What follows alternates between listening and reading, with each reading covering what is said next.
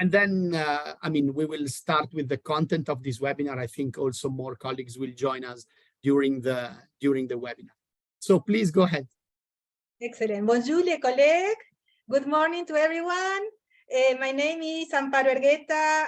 I am from Bolivia. I work at the Swiss Development Corporation based in Bolivia at the Swiss Embassy. And I work very closely with the Minister of Education of Bolivia. We are supporting the technical centers, the public ones. That we are nowadays supporting 72 centers. And we also work closely to the certification system of the country, and some very few private actors. I am very interested in this course because with the ministry, we're in the challenge to identify other sources of funds, since the Swiss corporation is planning to exit the country in few years. Thank you. Thank you very much. I was at the interagency working group last week here in Turin, and we had your colleague from the headquarters in Bern, and she was actually mentioning exactly this, that you are phasing out from Latin America, and how important the topic of financing and finding other sources is. So, yes, but now you are not in Bolivia. Yes, well, I am participating as a peer reviewer in a midterm review of a project in Nepal. Nepal developed a new framework for vocational education, but that was created with the concurrence of many other countries that assess, bring the advice to the country to develop this element. Other challenge is that Nepal is facing the federalization. And we have in the SDC this practice that sometimes people that have the experience can participate in different processes. So I was invited to Nepal, and I was very, very, very happy to participate in this evaluation. Okay, good. So let me start. I can introduce the colleagues that are here. Tashka is from the ministry in Bulgaria, also very much interested in financing for sure. Damaz, it's a colleague of yours, so sitting in another continent, but working as well for the Swiss Development Corporation, in particular in Burkina. And then we have Richard from Madagascar, who is staff of the Training Development Fund of Madagascar. So, I mean, you will hear from them also throughout this webinar. Amparo, we are happy to meet you. As usual, I thank Claudia and Barbara, our interpreters. By the way, you are meeting them today in the webinar, but you are also going to meet them here in Turin, because I hope they will be together with us during our week in Turin. So Claudia and Barbara, so you meet them today. And I mean, normally we have the same interpreters throughout the two phases, blended and then face-to-face, as they already know the group and also the topics. Okay, I will now switch to French for today, but as usual, we can do multiple languages. You know, I learned this when I was living in Madagascar. They have a very particular way to say it.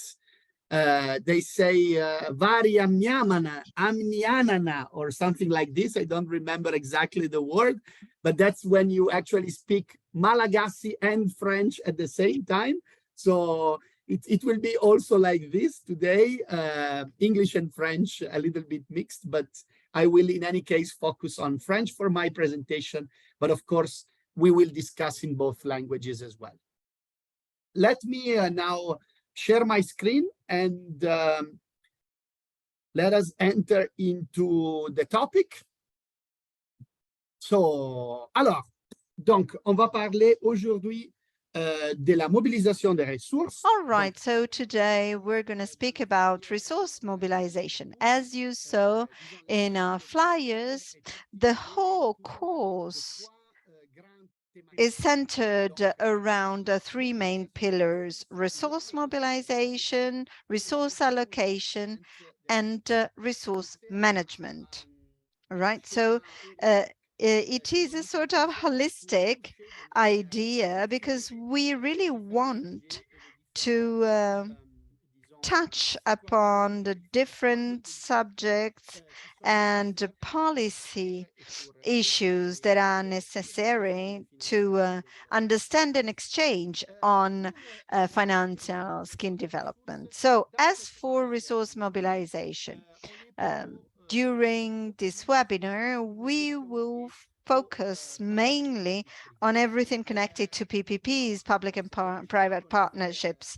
That stems from a choice, of course, we had to do when we designed the course. And if I remember what we said last week during the introduction, and you reconfirmed it during the first webinar, resource mobilization in the private sectors has become increasingly the issue.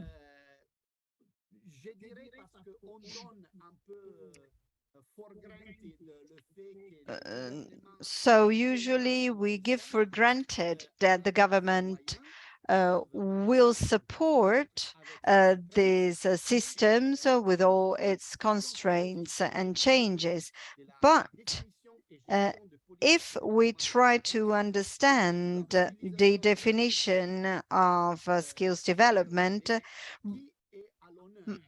resources mobilized by the private sector takes the lion's share. So that's why today and even in the face-to-face phase, we're going to try and understand how PPPs are structured, their implications on resource mobilization and on the financement of skills development.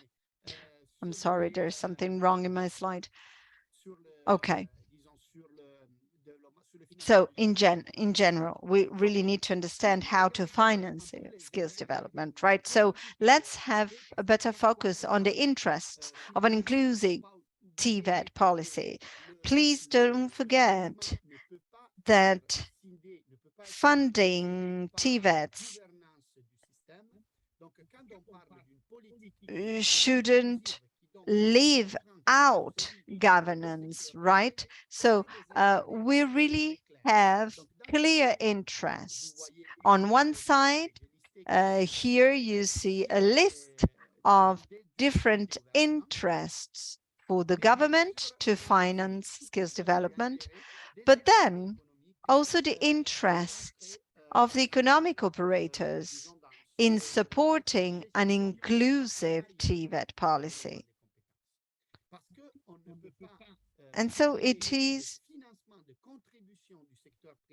clear that when we speak about financing skills development policies, we need to take the private sectors into account because we need management, coordination, and governance of this system. So some days ago, when we had our webinars on policy governance, so we spoke about governance and coordination. So please don't forget that, of course, when you design skills development policies, you are forced to open the door to private operators for them to participate, to be included, because there are common stakes, that's for sure. So, of course, governments wants to support economic development. And of course, this is a common interest with the private economic operators because they need skilled workforce to produce and to produce more and win new markets or new market shares.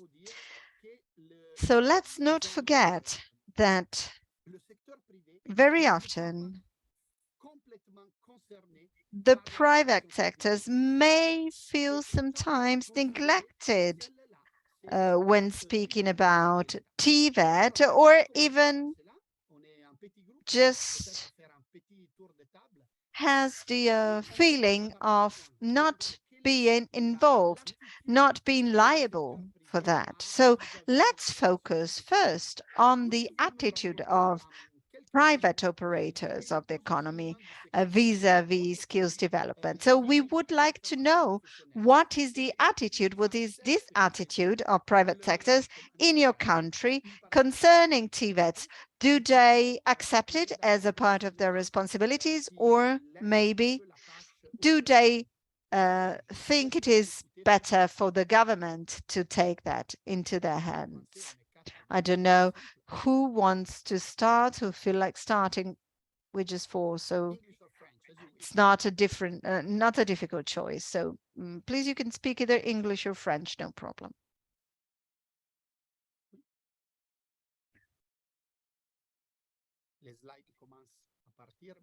Okay, sorry, I have some issues with my slides, but don't worry. Amparo, please go ahead. Okay, thank you. Well, I think that we don't have only one private sector. We have different actors within the private sector. We have some companies with different sizes, and also we have the informal actors of the private sector. So it's not only one actor, but if we imagine the companies that are an important actor and its associations, sometimes I perceive that what they like is to obtain something from the education system, to see the education sector as the provider of the workers, and to participate, they always or most of the time require the incentives that they can obtain from supporting the system. And there are less examples. I am especially talking about Bolivia, that is a middle-low income country. We have not a huge private sector. Sometimes there are some companies that are aware of their role and want to participate in a dialogue and are available to contribute with funds to some initiatives regarding the technical education. But there are the few examples. The majority is creating the incentives. And what about, you were speaking the informal sector? How is the perception from, let's say, the private sector working in the informal economy about vocational training? In terms of the private sector, I think that something that is very interesting, and I saw it in Nepal also, is that mainly I think that are beneficiaries of the system, because we are promoting previously learning recognition in Bolivia, also in Nepal, and there are kind of beneficiaries. But also, I think that they can contribute with how the different sectors in the informal market are improving their capacities by themselves, and they can transmit these experiences to the system to formalize a little bit these elements. Other element that I think that is very important, that they can open some positions for apprenticeships or for practices, but we are not taking advantage of this capacity. We are thinking only that the big companies can bring opportunities, but I think that this other sector has an important role there. Thank you very much. Very good points. I will let also the colleagues comment. Tashka, perceptions or attitude of the private sector. Go ahead. Okay, hi.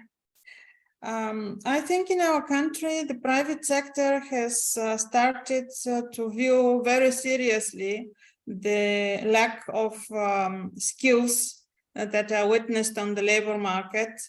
And companies are more and more involved with the topic of funds needed for bringing up the skills that are required by the business. Of course, there is also quite seriously the attitude of let's have the government support us in this in this area, and seeking a lot on funds coming from the national budget or EU funds in our case, which are abundant, I would say, for skills development in the country.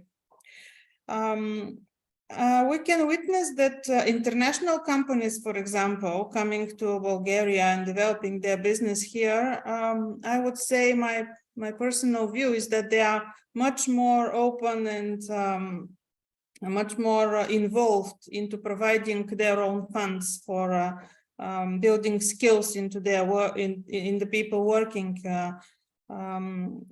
in their sites, while small and medium-sized businesses find it quite difficult to have their own funds that they can put aside for such type of support for their workers, although they also need these new skills to be developed. Okay, of course, the government provides still a mixed situation in a sense. Excuse me? It's still a mixed situation in a sense. Yes. Still, the government provides a lot of funds, both from national budget and a lot from the EU funds, from the European Social Fund, which are channeled in many different ways to support the companies. Something new that I would like to add here is that the social partners, that are the organizations of employers and in the syndicates of employees, also step into this topic and try to find their way to support the businesses into getting the skills needed. Okay, good. Thank you very much for sharing what's happening in your country. Damas. Merci beaucoup. Thank you. Thank you very much. Well, I think the picture is not so different in Burkina. So private sectors is governed, unfortunately, by informal operators. So formal enterprises which are established, out of 10, there are 8 that will die within 1 year. And so there are just some international enterprises that can live through this process, but the rest is informal. And if I have to look at the banking institution, unfortunately, are the main basis of work, but not for the youth.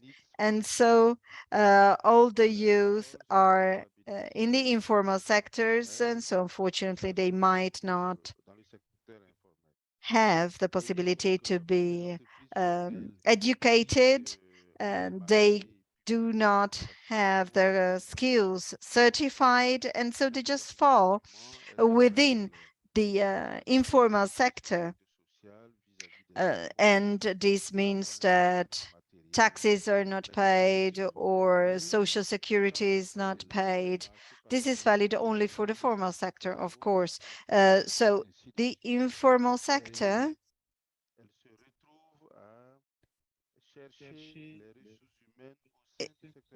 looks, because it has many youth, might be a basin of workforce, even for the formal sectors, but they are not trained, they're not formed. So if I look at the public works or constructions, sometimes there's foreign workforce coming in because the skills are lacking, while we have a high youth employment rate.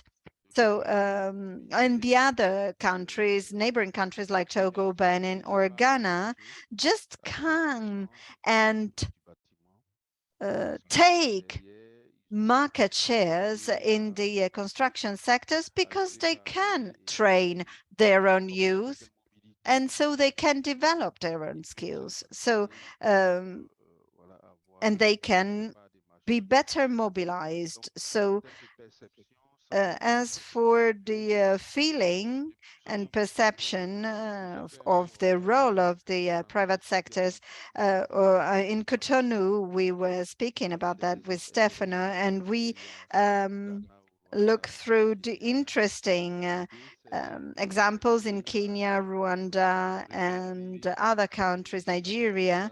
We really need to have this informal skills development refreshed over some years, but in 5 years, unfortunately, not much has been done. We really need to have flunking policies so that the quality of skills developed can be what is needed by the market. So thank you very much for giving us a snapshot and some ideas.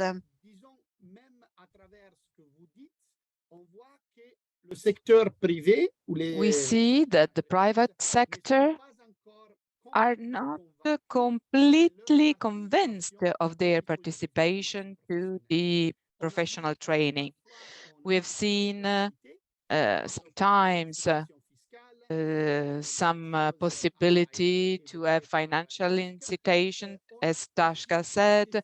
We have also the question of informal economy, which is a huge part in many countries. So we have to understand how to link the informal economy to the formal system of developing skills. So we can use different methods. We have to create this link and to allow the participation also from a financial point of view of the informal economy. So I believe we started to see a bit of the scenario. I will give you the floor within some slides in order to see the situation in Madagascar and also to other participants joining, because we have a representative of the private sector, so we will listen to him with a great attention. So we can continue. It's clear if that this absence of partnerships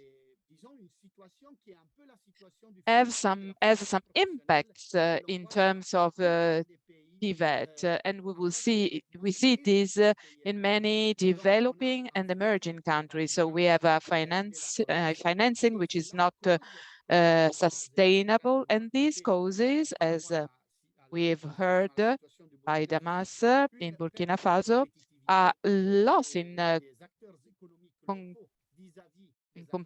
competitivity with all the international actors. We noticed also what Tashka said.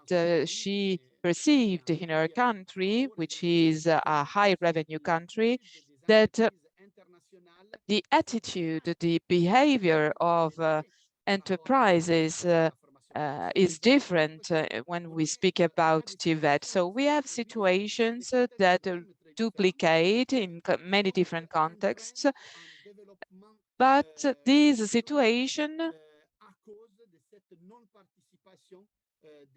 is impacted by the absence of partnership in TVET. So it's clear that we need to create, to consolidate this PPP, this public-private partnership.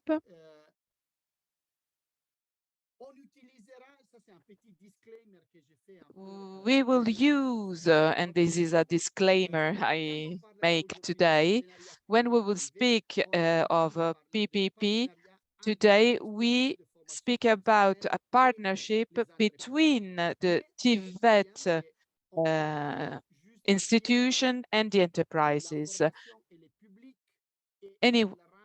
Anyway, there is this cooperation with a private enterprise, but with a TVET institution. A TVET institution can be public or private, and this can also complicate more the situation because we have on one side the public power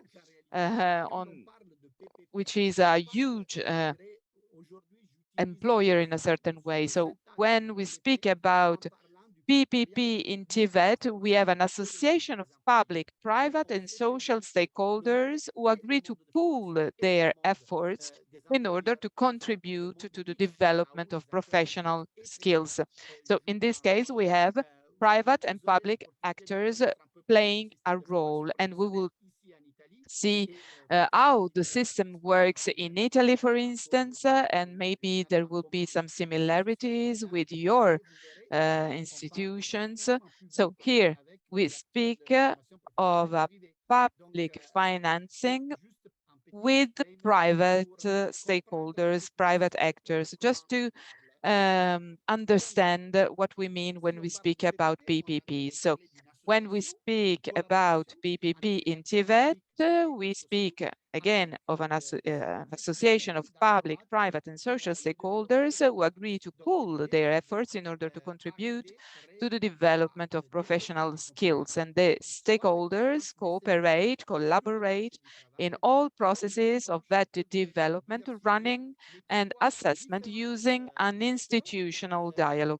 So many actors all together who work in order to see how to implement TVET. Just to give you a definition, it's clear that we can have many categories, and I think we will go into details of these also when we will be face to face. We have first the dual systems. So the best performing countries in TVET have set the dual systems. So there is a combination, public partner and private partners. They unite their efforts in order to implement development skills development programs according to the needs of the market. So the dual systems, we have a combination of public partner tasks through classroom learning and private partner tasks, so work-based skills development. This duality that can be also more complex if there are some intermediaries intervening, and we will see some cases on Thursday when you will be in Turin. Anyway, it's important to understand that these two actors are together. Even if we have subsequent activities, they work together in order to create those programs. So there are some tasks that are common ones. And we can understand what are the financial aspects behind these dual systems. So we have two worlds meeting together for common activities. So we can understand which will be the financial contribution. So if we speak about this dual system, and we will have the possibility with our friends working in the Swiss context to see more details, it's clear that we have a sharing of costs, of training costs between public and private partners. This is the reason why in the countries where dual systems are well developed, Swiss, Germany, Austria, Liechtenstein, but there are many countries that are orienting themselves towards these dual systems. The main problem, the problem of financing, is a problem which exists, obviously, but it is solved at the basis through a dual system where the two worlds cooperate and finance in a common way.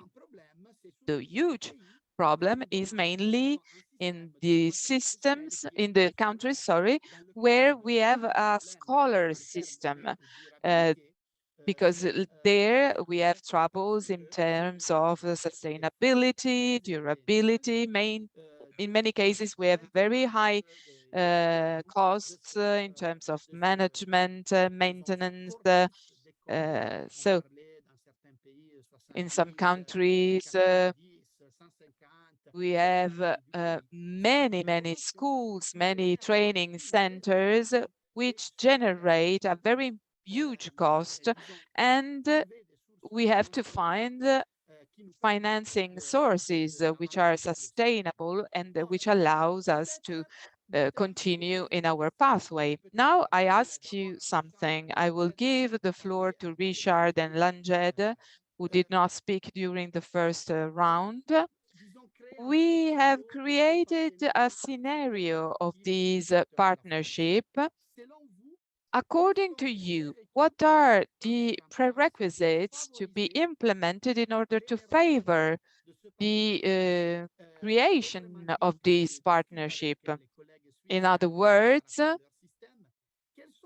what are the ingredients we can use in order to allow this structured partnership? It's obvious that we cannot copy and paste what happens in the dual systems of countries having a long tradition of cooperation. It's important to understand what are the ingredients, what are the prerequisites in order to start and consolidate, to strengthen this collaboration between employers and educational systems. Richard Langed, basing yourselves on your experience, what are these ingredients in order to implement this partnership? May I? Good morning, everyone, again. In Madagascar, I will speak about Madagascar. Private sector, even if it is not really favorable, but at the beginning, above all, we managed to obtain a huge contribution by the private sector. So I believe that first, it's the implication and the dialogue. These are two key elements in order to start the procedure. We have to dialogue with them. We have to understand what are their ideas. We have to let them express. We in Madagascar, we couldn't have funds for 20 years, but this dialogue, this exchange allowed us to see more contributions starting from 2015. Then second, the transparent managing of the funds, because this allows social partners to be integrated in the management system in a transparent way. And third, and this is extremely important, the normative framework, which has to be a solid one.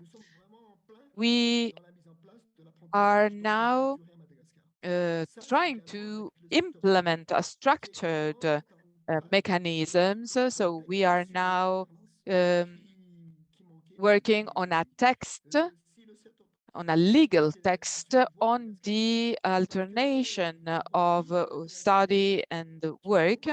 And this is extremely important. There are private employers who have the possibility now to have young people in their companies and teach them the work. And so this is extremely important because these people can also acquire skills. So in Madagascar, we are confident about this partnership. We already experienced the implementation of the policy. We started our pathway for the cooperation with the employers. Employers are really involved and they contribute. They are not, they are a bit on their own sometimes, but they have started understanding the added value. Thank you. So the ingredients for consolidating this partnership: confidence, legal text, so a clear framework for roles and responsibility, dialogue, and this is extremely important. We need to have governance space because stakeholders have to meet in an easy way, and they have to have the possibility to share their opinions. And this is extremely important in order to increase the part of financing dedicated to professional training by the production sectors, by the actors of the production sector. And mainly transparency is extremely important because the private sector stakeholders want to know where their money go, and they want to really have the whole picture very clear in front of their eyes. So it's important to be transparent about the use of the funds, the management of the funds. So transparency and the efficiency of the use of funds is extremely important, is a key element. I believe this is extremely important. Lanjed, I don't know if you want to add something. Can you give us your point of view? I know that you are moving, but can you tell us what are the prerequisites in order to establish a true PPP dialogue with the public sector, since you represent the private sector? Good morning. Can you hear me? Yes, we can hear you very well.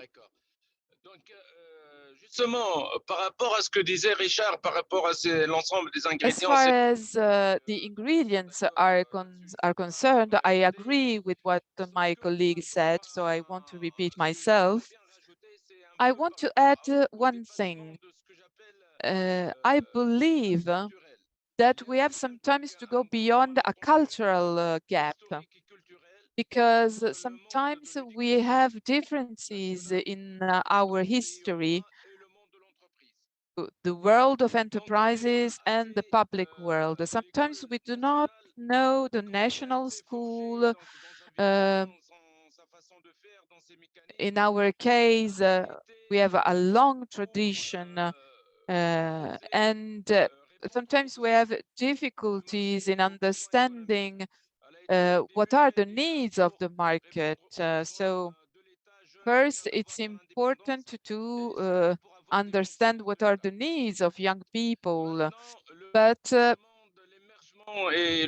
nowadays, we have a huge development of the national economy, and we have new needs. We have new mechanisms to find in order to answer to the needs of the market.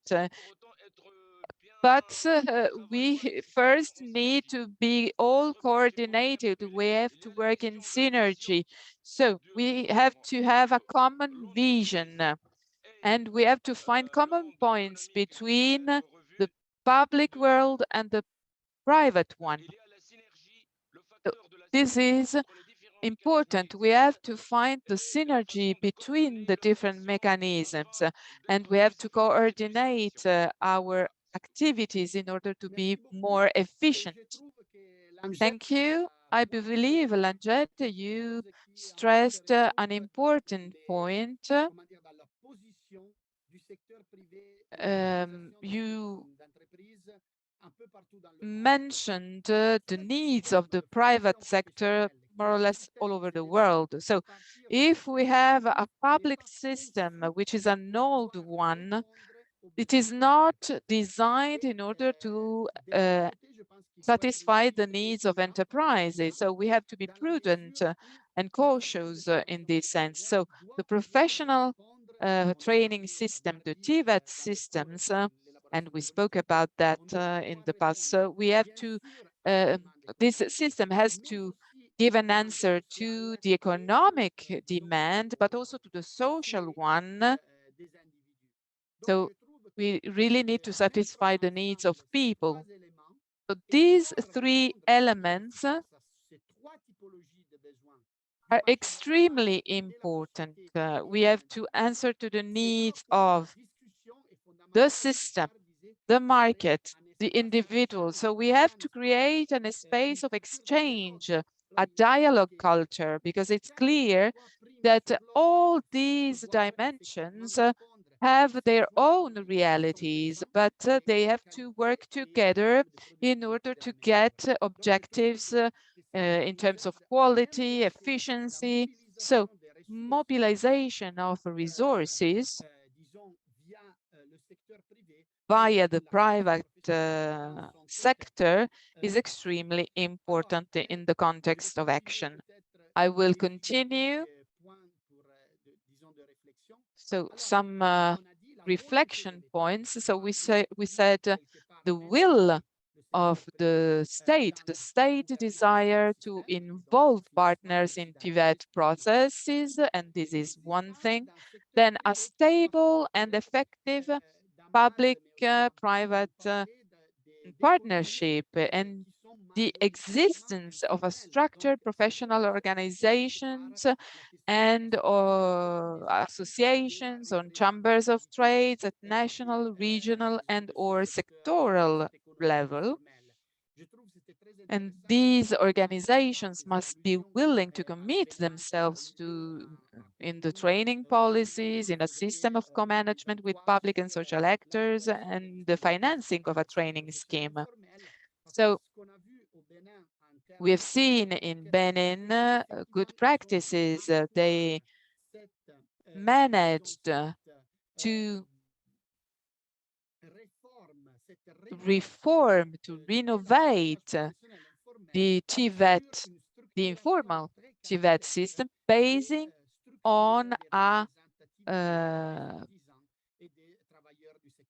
huge representativity system.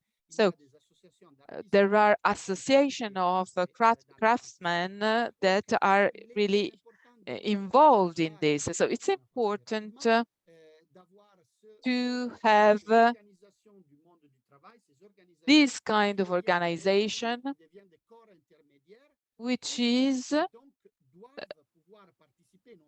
essential in order to allow a participation in the financing and in the definition of policies. So this is extremely important, and I believe that even if Richard stressed the importance of the legal framework, social dialogue is a key ingredient, and it has to be developed not just a convention or a standard, but as a common practice, because dialogue is something that has to be implemented. It's an ongoing process in order to give fruit.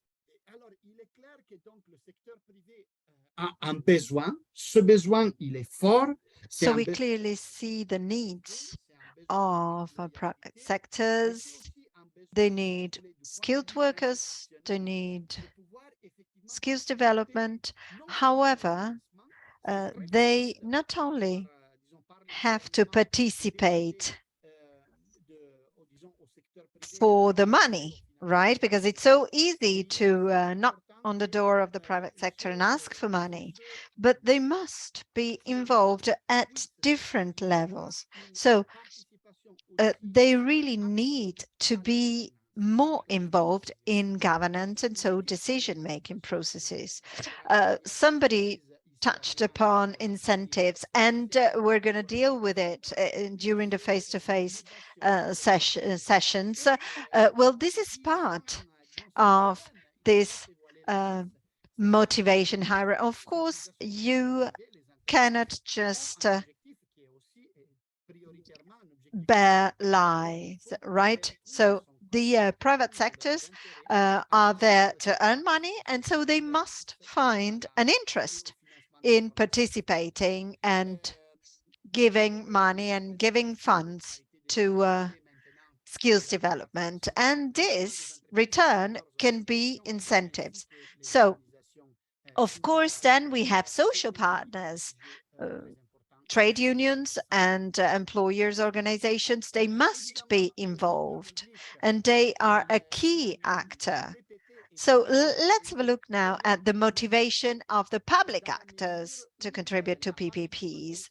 Of course, they need resources, because the more the private sector is involved, the more resources are likely to come into the skills development and through the PPPs. And of course, they can share the cost, they can increase the tuition capacity, and they increase the sustainability. So the collaboration between public and private sectors is crucial, not only to support the enterprises financially, but also to support the society through the placement in different jobs, in skilled jobs of job seekers, and in particular of the youth, right? So, of course, they have an interest. So this is PPPs. We have understood what it is, why it is, but remember, there's not only one private sector, there's not only one public sector, because it may change according to the context, the scenario, and the different players involved. But remember that PPPs may take different forms in different countries. And why so? Because, and here are some questions for you,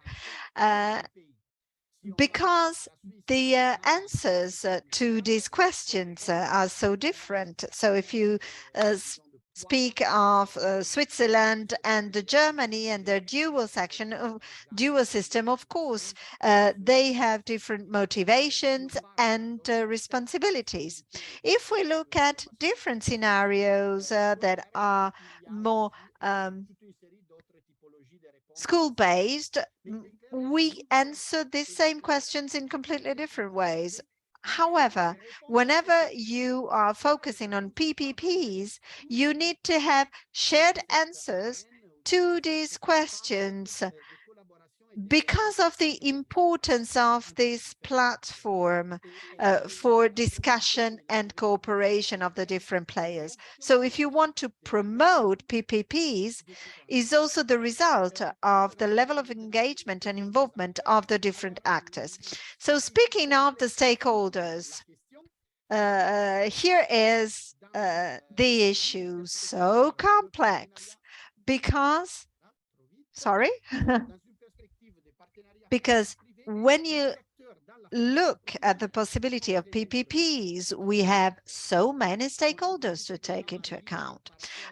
On Tuesday, we had a discussion about governance and coordination within a PPPs, and that's what create the complexity, because you really need to harmonize the work and the actions of all the stakeholders. Just looking at the public actors, we have different ministries, so finance, planning, budget, line ministries that are in charge of delivering TVET courses I can think of Ministry of Tourism, Agriculture, Commerce,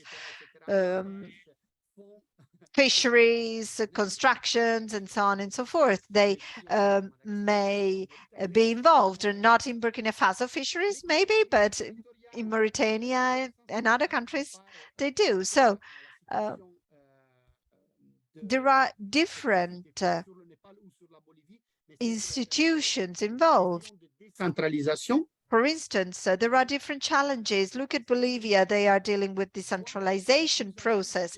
And so this means that regional authorities, municipal authorities, or departmental authorities will take an increasingly important role in this TVET governance. So they might not, they might have national legislations, but then when you have to implement this national legislation, of course, the regional and local authorities must step in. And then you may have national bodies, observatories, public or para-public institutions. And then you have private sectors. You have enterprises, then you have employers' organizations, you have trade unions, you have public and private TVET centers, you have NGOs, so civil society, that they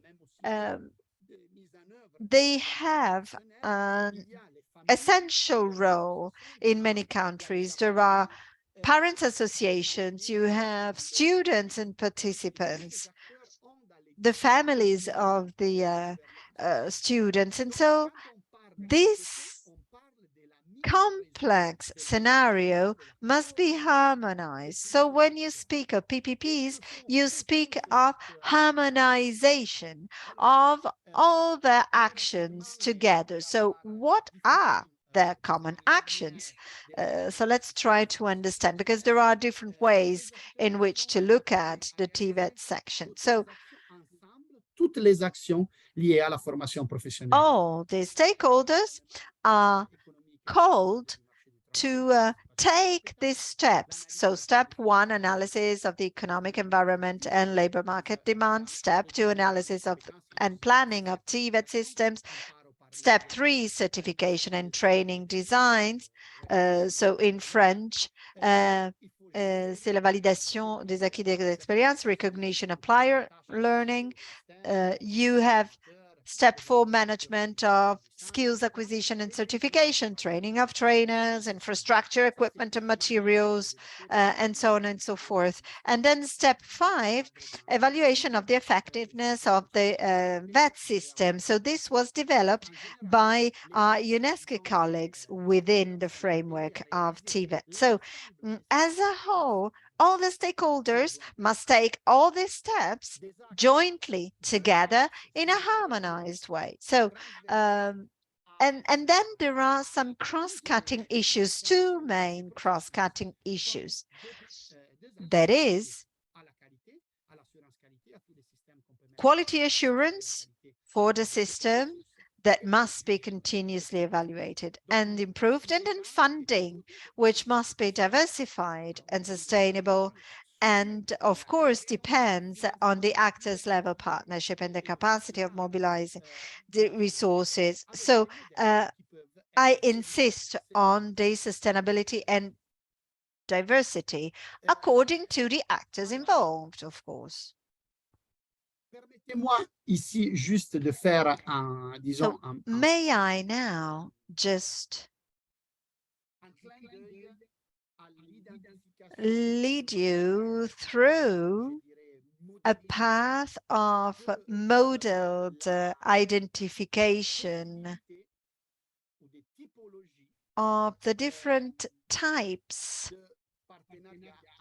of PPPs, so between training actors and economic operators. Of course, this is a simplified scheme, and you see 4 circles. Each of them represent different levels of partnerships existing. And the models financed by the participation of different actors strictly depend on the relationship between public system and private system. So usually you start from scratch. And so you start from a communication-based partnership. So it's the weakest level where the public sectors asks for information to the private sector. So it's a sort of embryo of a fully developed PPPs. So this is first step. Second step can be dealt with at regional or even national level, which is advisory based. So decisions are taken and made by the public sector. However, they allow the private sector to have an increasingly important role in providing information about the sectors in which decisions will be made.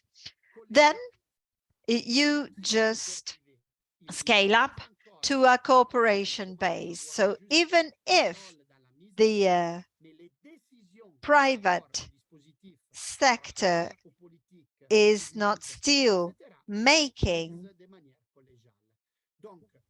their own decisions, some of them demand the involvement of the private sectors in order to implement certain types of PPPs and of policies.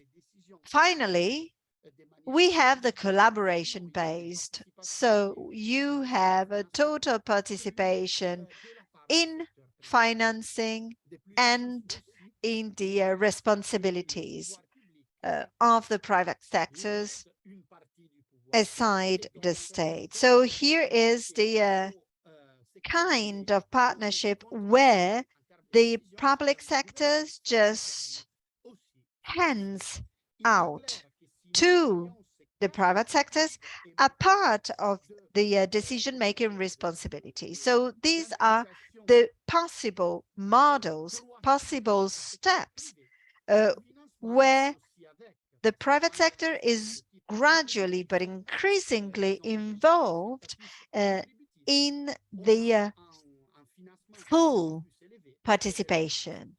So starting from communication, through advice, cooperation, and collaboration. So please remember that as you scale up in these levels, you can increase the employability of the job seekers. So may I stop here before touching upon financing schemes? Because I have a question for you. So how do you see your scenario? So what is the scenario that mostly and better describes your country? So which of this kind of partnership can be found in your country based on this model? At this stage, as we have left more space for the French speakers in the previous round.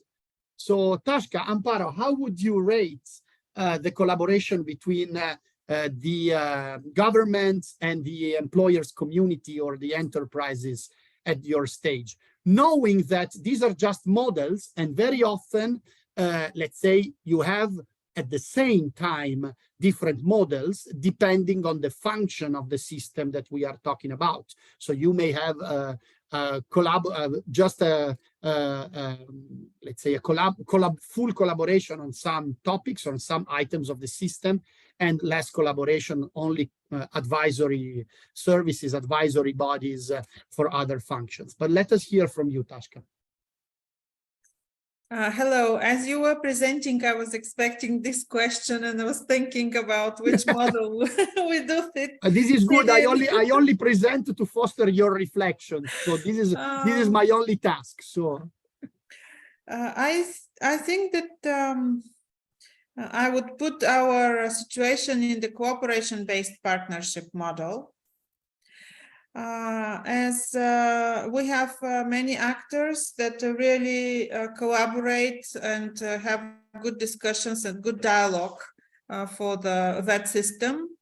And we are now reaching out with one hand to the collaboration-based partnership, as we are thinking about not only thinking but also exploring the possibilities to set up a new system for vocational education and training based on individual learning accounts, in which both the public sector and the private sector will be largely engaged into funding, into decision-making, and into implementation.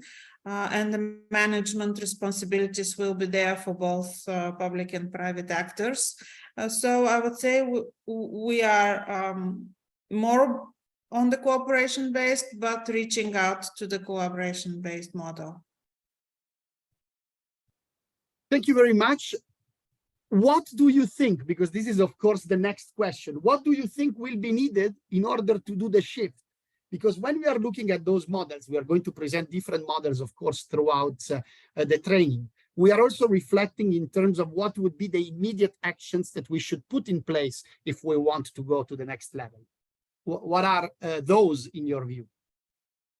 Well, in our case, I think the big challenge is to come to common terms with the private sector on the shared funding. Because the model would require that funds from public sources and from private sources come physically together, and they should be managed jointly in order to have the system going. So the big challenge will be to set up the real model that everybody agrees with and is comfortable with. All the elements of the new model are still to be produced. We are in the very beginning of it. But I think the question on the shared funding will be crucial. Let me ask you one question, and you will be able to discuss this with Richard and Hasina here in Turin, but also with Damas, who has the same experience. You don't have a training fund in Bulgaria. No, we don't have a separate fund that we keep the country's money for training. We don't have such a thing. Okay. No, we have different sources. Okay, no, thank you, because I mean, we will also have a couple of sessions actually in Turin on training funds, because you are asking, I mean, you are telling us, not asking, you're telling us that one of the issues is how can we actually bring finances together and then manage it in a shared way. And I think, I mean, this is good practice, I would say, in many countries of the world, especially in Africa, but also in Latin America a lot, actually. It all started in Latin America. This was exactly the situation in which many countries were. And the idea of creating a fund that is one basket where you can put and then manage jointly with social partners those different sources of funding was the response actually to that question. So, I mean, you will be hearing from your colleagues here, but also from experts on the training funds. I mean, how it came about, and we will also have one presentation here on the fondi interprofessionali, so the funds here that are sectoral funds. And by the way, you are also going to have a presentation next week with Mr. Stephen de Vries talking about the sectoral funds in South Africa, which is a very established system already since more than 20 years. So you will hear from them food for further thought on your perspective. Thank you. Looking forward to it. Okay, no worries. Amparo, where are we in Well, Bolivia on these models? I was thinking about these 4 different steps in the relationship with the private sector. And I think that we are more or less at the first step, and with some advances and setbacks, because of, as I mentioned before, we have a government that is reactive to work together with the private sector. So this is an element that we were being exploring with the Swiss cooperation, with some companies that are very interested in sharing experiences and bring some funds to the system. It works better between the private institutes and the chambers that are related to these institutes. Sometimes the funding is coming and is working a little bit better than when it goes to the public part. But the other element that I can say is private enterprises are more keen to work with private centers, also with universities, but private universities. It means that the most important part of the vocational education system, that is the public one, remains with the public budget and with many constraints, because nowadays the government is in his back is all the burden of the financing the TVET system in the country. So I think that this is an interesting way to see how can we improve the relation. But something that you mentioned is very important is the governments. I think that in Bolivia we have many problems to sit together, the private and the public sector, and make the government think in terms of the synergies that can be generated between these different actors. If it doesn't happen in the future, it's difficult to identify like an established and regular basis of exchange and synergy with the private sector. This is why I think the government is looking more to the finance from donors or loans from multilateral organizations. Okay, thank you very much. Well, we are also going to discuss funding from donors and from multilateral development banks, because I think, of course, I mean, except maybe the situation here in Europe with the European Social Fund, any fund that comes from abroad gives you always the let's say the problem or the potential issue in terms of sustainability, because if I only rely as a country on technical and financial partners, and I mean it's obvious, you yourself are saying we are phasing out. I mean that's part of. We need to convince the government about the importance of bringing all the other actors of the society, clearly, in the private sector, to the table to find together a solution for a situation that is every year worse than the previous year. Yeah, and clearly, I think, of course, the how can I say, the argument is the fact of relying on endogenous sources, because relying on exogenous sources offer a lot of course, of alia in the sense of what this could happen. But thank you very much for bringing this forward. Let me just comment on this in English before I switch back to French. I think it's very important what you said about the attitude of the government, because of course we tend to reflect a lot on the attitude of the private sector. So what is the attitude of companies joining in? But we also need to be sure about the attitude of the government opening up their doors. I always say, if you want to have sustainable financing, you need to have employers on board. But in order to have employers on board, you need government to really want to have employers on board, because this comes with somehow also renouncing to some of the power, to some of the decision-making process, parts of the decision-making process. On Tuesday, we were discussing about coordination and governance. So this is part of the governance.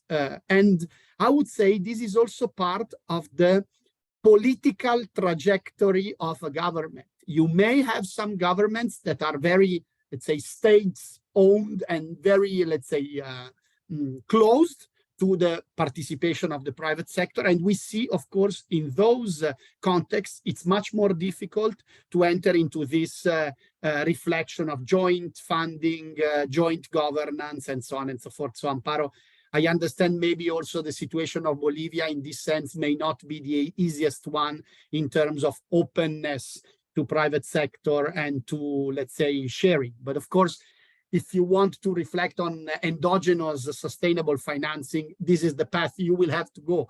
I mean, yes or yes, as you say in Spanish. So this is what is going to happen. Okay, thank you very much for your inputs. Let's move forward and try to get, in the last 15 minutes, some more meat on our grill, and let's move on. Alors, donc, justement, ce que l'on évoque, c'était un peu ce qu'Amparo nous disait. Donc, il est clair Here we can see that it's clear that if you want to enter in this governance game of shared financing, we need confidence. We need to have win-win partnerships, so the possibility for all actors to get profit from this partnership.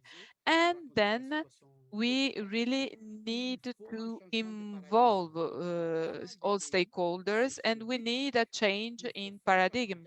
So we need to change attitude, and this is possible. I believe that the experience shared by Richard, so the establishment of the training fund, this is possible in a context which were characterized by a bit of opposition, we can say.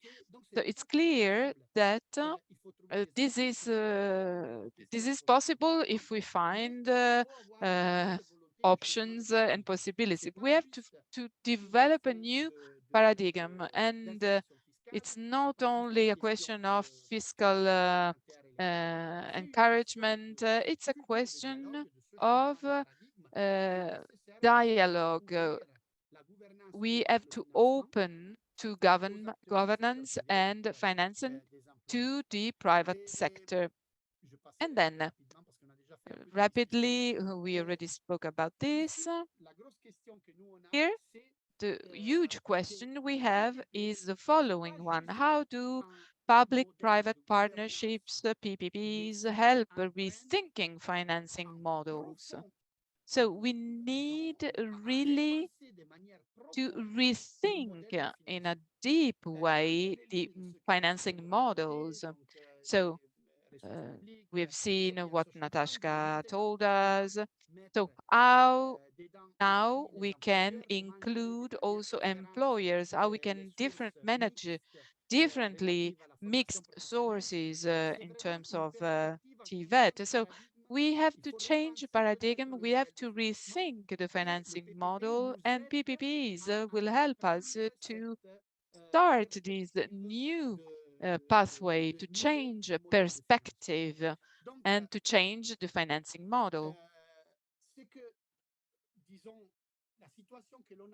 The situation we have in many countries is the one you see on the slide. So if there's no partnership, if we have systems which are managed and financed by the state, we have a system in which we have a public mainly public financing, and we've seen the situation in Bolivia. Sometimes these governments try to find funds outside from the donors. We have allocation systems based on mechanisms, and we will speak about that in Turin. So when the private sector is not part of the game, the allocation is done in a way,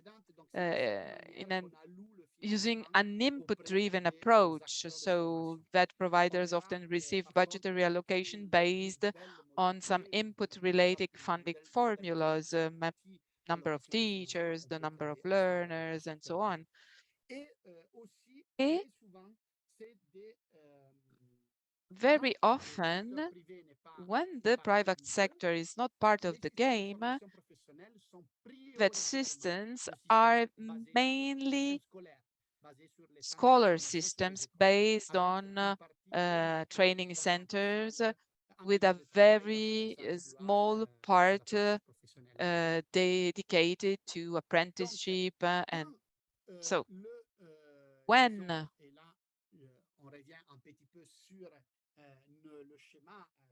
back to the scheme, we've seen that will be presented by the European Training Foundation the first day of our training in Turin.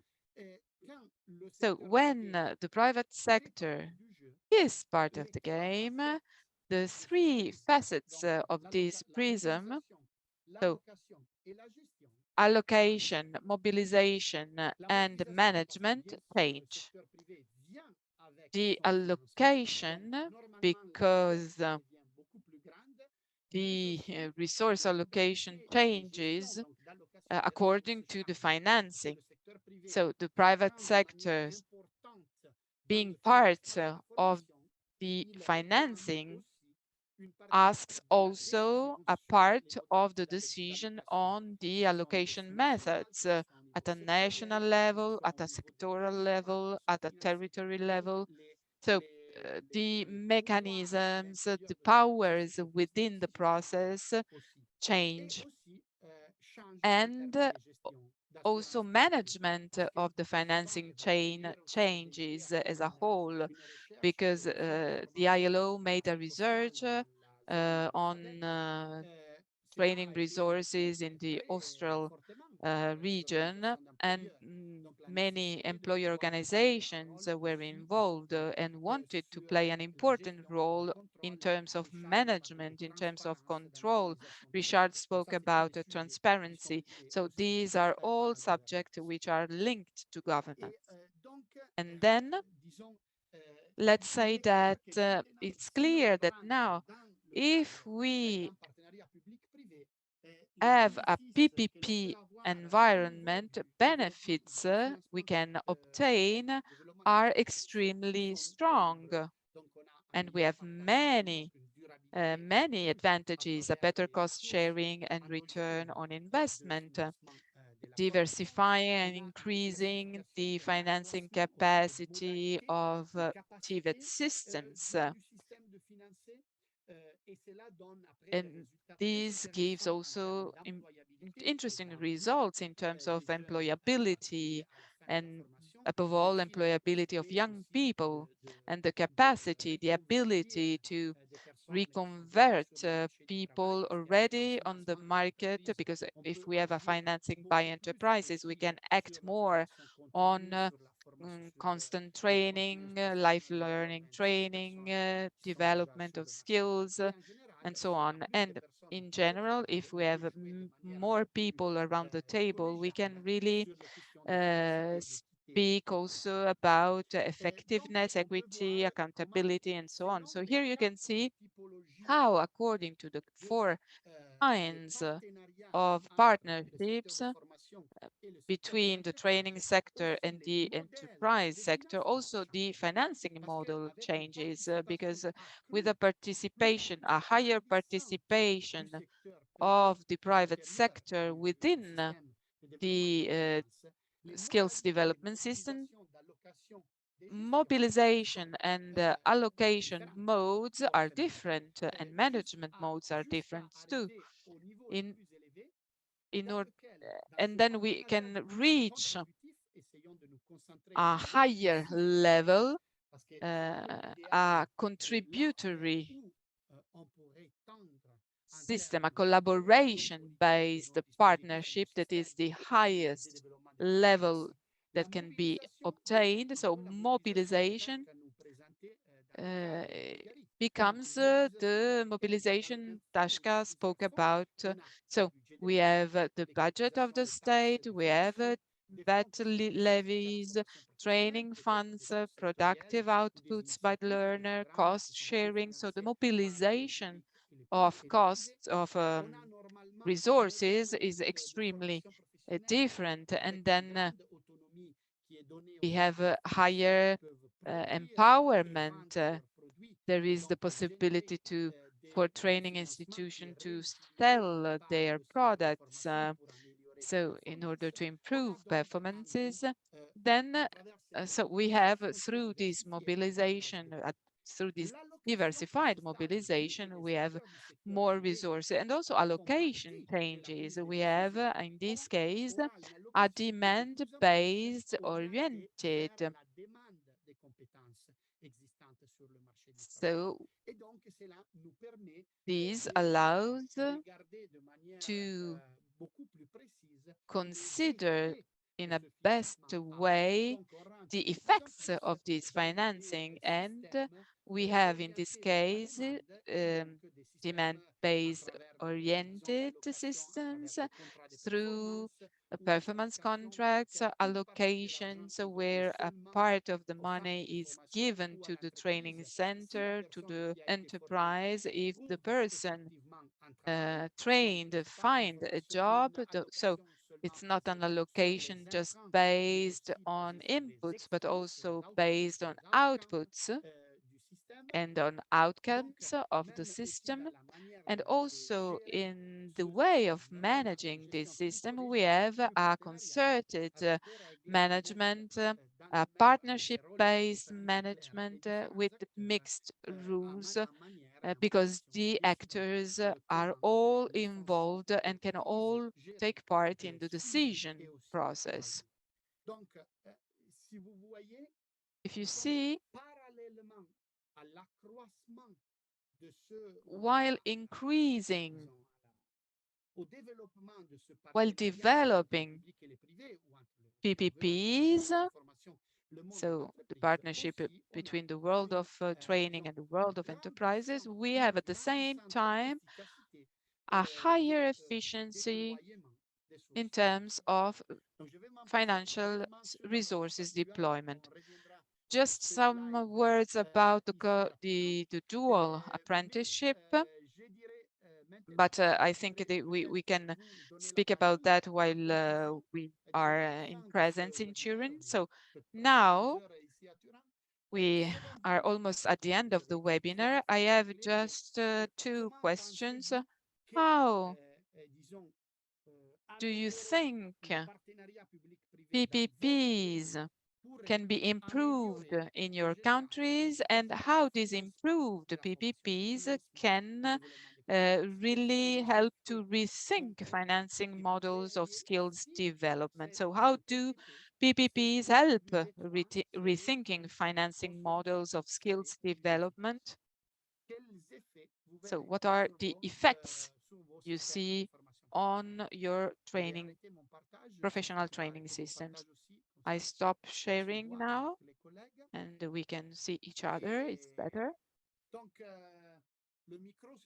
So the mic is for you now. With a strong PPP, what are the effects on the TVET systems financing in your country, obviously? The floor is yours. Amparo? Okay, thank you.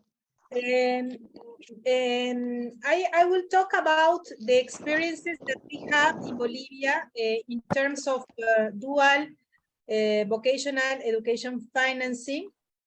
We have some partners in this area. For example, the company Nestlé, of course, because it's a Switzerland, it's a Swiss company. And but we have other banks that are working more or less with these models. We are at the moment in pilot projects, are not a huge project, but the experiences lets us identify how it can work in the country. And what I think that is something that is an interesting contribution, and it happens in Switzerland too, is that the contribution of the private actors is most of the time in terms of salaries of the apprenticeships. So it is a part that is really connected to the labor market. It is really related to the employment of the youth, and is something that the companies are interested in invest too. It means that when we were interacting with the companies, we identify that they were taking these budgets from the line of human resources. They were not taking the money from, for example, corporate social responsibility or communication. That is sometimes the way the companies finance these kind of things. It was coming from the human resources budget. So I think that it is more sustainable from the side of the companies.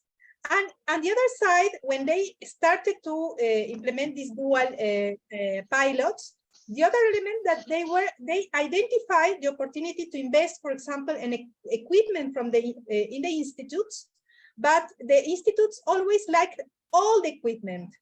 And what was our experience is that the companies suggested more modest investments with more impact in education. And it was a good example because sometimes when the country received grants, the tendency is to invest a lot in equipment or infrastructure, and not thinking really in what is the necessity in terms of the labor market. And I think that is a good idea of what kind of elements can be part of this private sector investment in the technical area. Thank you very much, Amparo. Let me underline the first part of your reasoning, because I think it's very powerful. Budget and financing from companies lies at the heart of the company's budget itself. And this is something that is not always very clear. And I have to say globally, it's, let's say, it's a mounting priority. You know, the ILO is a tripartite institution. And I have seen just over the last 5 years, how higher the skills agenda has become in the employers' organizations' agendas at national level. So just in the last 5 countries, and I think the COVID pandemic has given a big acceleration to this, immediately you have seen skills going up in the agenda of employers' organizations, because they feel they react to the needs of their members, of the individual companies. And it doesn't surprise me that this budget comes from the HR part rather than from corporate social responsibility, because they know that they are investing in what increasingly they understand being the heart of their businesses, that is their human resources. And in particular, transitioning towards knowledge-based societies, this will be even more and more central to their license to operate, to their productivity, to their final also economic results. So I think this is particularly important to stress also when we are creating or supporting those arenas of dialogue between the training sector and the companies. Jokingly, I was telling the beneficiaries of a project that we were doing in South Africa, you don't have to go and ask for apprenticeship places in companies. They should come to you and ask for apprentices, because this is what they need.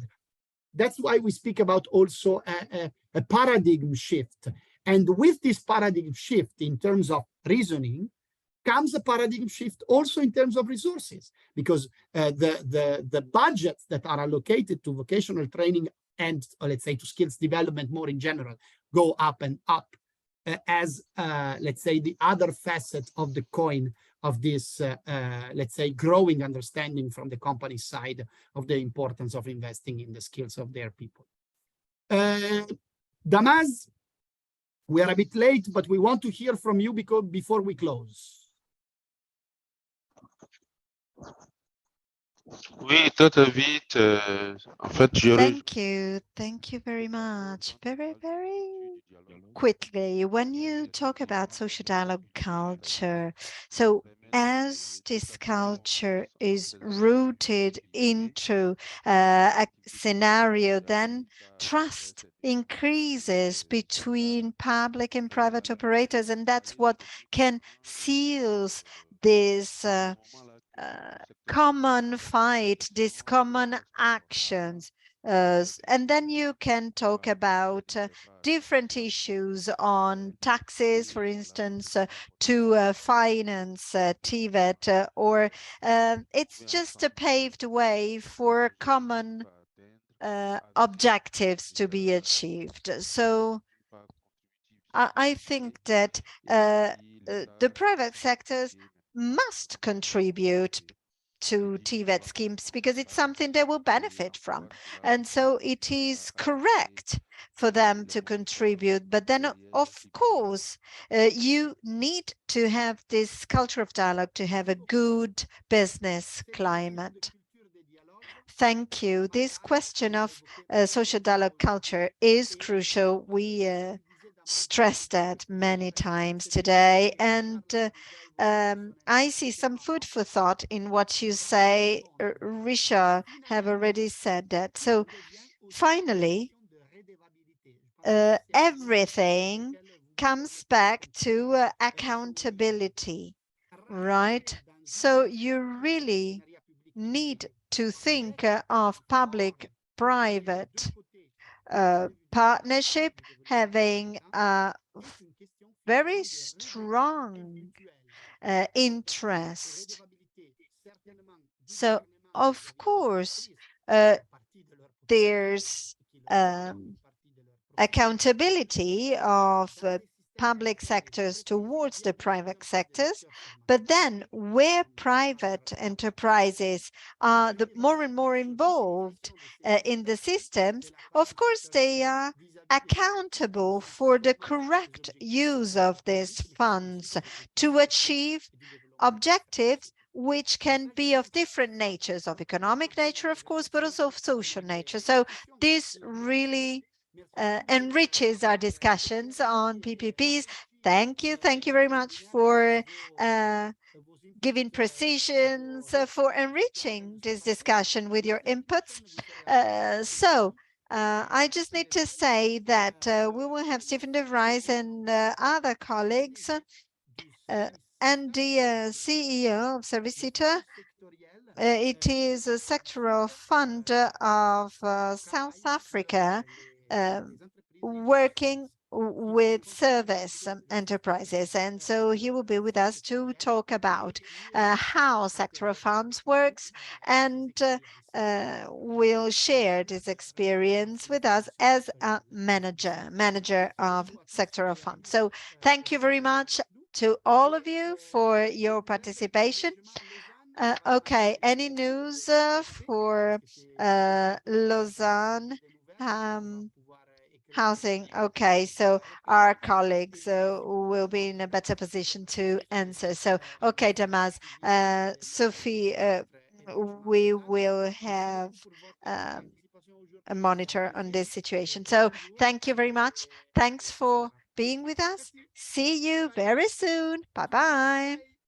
Bye bye. Bye bye. Merci, au revoir.